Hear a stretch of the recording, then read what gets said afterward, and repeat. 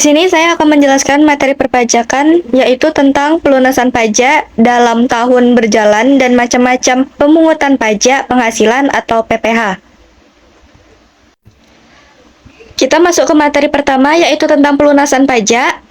Proses pembayaran pajak yang dilakukan oleh wajib pajak selama tahun pajak masih berlangsung sebelum dilakukan perhitungan akhir pada SPT tahunan.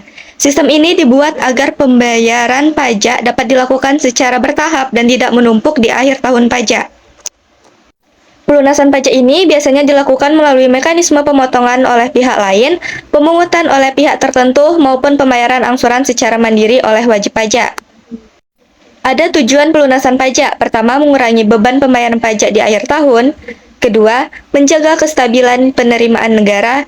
Ketiga, meningkatkan kepatuhan wajib pajak. Dan keempat, mempermudah proses administrasi perpajakan. Macam-macam pemungutan pajak penghasilan atau PPh. Pajak penghasilan memiliki beberapa jenis pemungutan yang diatur dalam undang-undang. Pertama itu ada PPh pasal 21, pajak atas penghasilan yang diterima oleh pribadi berupa gaji, upah, honorium, tunjangan, bonus, dan pembayaran lainnya.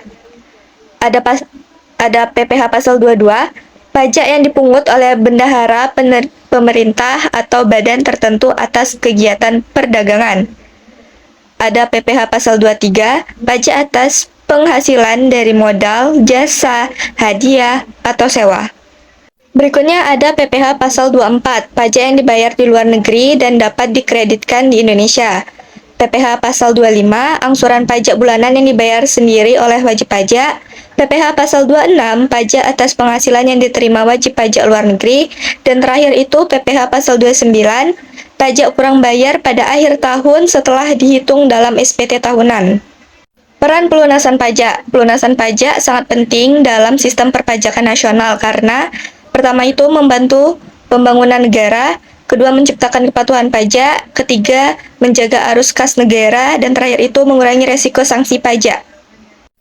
Hubungan pelunasan pajak dengan SPT tahunan. Pada akhir tahun, semua pajak yang telah dibayar selama tahun berjalan akan dihitung kembali dalam SPT tahunan. Pertama, nihil atau pajak nihil, kegiatan kondisi ketika jumlah pajak yang sudah dibayar oleh wajib pajak sama persis dengan jumlah pajak yang seharusnya terutang. Contoh, seorang wajib pajak memiliki pajak terutang sebesar 5 juta dalam 1 tahun. Selama tahun tersebut, ia sudah membayar pajak dengan jumlah yang sama, yaitu 5 juta, maka status pajaknya adalah nihil. Kedua itu kurang bayar, kondisi ketika jumlah pajak yang sudah dibayar lebih kecil daripada jumlah pajak yang seharusnya terutang. Contoh, seorang wajib pajak memiliki pajak terutang sebesar 10 juta, tetapi selama tahun berjalan baru membayar 7 juta. Artinya, masih ada kekurangan sebesar 3 juta yang harus dibayar. Lebih bayar, kondisi ketika jumlah pajak yang telah dibayar lebih besar daripada jumlah pajak yang seharusnya terutang. Contoh, seorang wajib pajak memiliki pajak terutang sebesar 8 juta, tetapi sudah membayar 10 juta, maka terdapat kelebihan bayar sebesar 2 juta. Baik, dari semua materi yang telah saya sampaikan dapat disimpulkan yaitu pelunasan pajak dalam tahun berjalan merupakan sistem pembayaran pajak yang dilakukan secara bertahap selama tahun pajak berlangsung. Sistem ini membantu wajib pajak agar pembayaran pajak lebih ringan, membantu pemerintah menjaga stabilitas penerimaan negara. Bentuk pelunasan pajak dapat dilakukan melalui pemotongan, pemungutan, dan pembayaran sendiri. Dalam pajak penghasilan, terdapat beberapa jenis pemungutan seperti PPh pasal 21, 22, 23, 24, 25, 26, dan terakhir itu 29, yang masing-masing memiliki fungsi dan objek pajak yang berbeda.